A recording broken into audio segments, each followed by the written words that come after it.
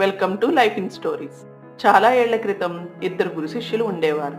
ఒకనాడు శిష్యుడు, గురువుగారు, ఎన్నో పుస్తకాలు చదివాను, కానీ ఎక్కువగా గుర్తులేవు, మరి చదవడంలో ప్రయోజనం ఏమిటి అని అడిగాడు. గురువు మౌనంగా నవ్వారు.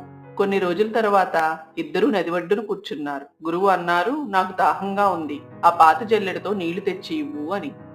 విద్యార్థి ఆశ్చర్యపోయాడు. జల్లెడలో నీళ్లెలా ఉంటాయి? శిష్యుడు ప్రయత్నించాడు పదే పదే, అయినా ఒక్క చుక్క కూడా పట్టుకోలేకపోయాడు. చివరికి గురువుగారు, క్షమించండి, ఇది అసాధ్యం అన్నాడు. గురువు మృదువుగా చిరునవ్వుతో చెప్పారు, నువ్వు విఫలమవ్వలేదు. జల్లెడను చూడు, మురికిగా ఉన్న జల్లెడ ఇప్పుడు మెరుస్తుంది. నీళ్లు నిలవకపోయినా మళ్లీ మళ్లీ ప్రవహించి దానిని శుభ్రం చేశాయి. అదే పుస్తకాలు చదవడం. వాటిని గుర్తుపెట్టుకోకపోయినా నీ మనసుని అవి శుభ్రం చేస్తాయి, ఆత్మను కొత్తదనంతో నింపుతాయి. చదువు అంటే జ్ఞాపకాలు కాదు, మనసును ఆత్మను శుద్ధి చేసేవి.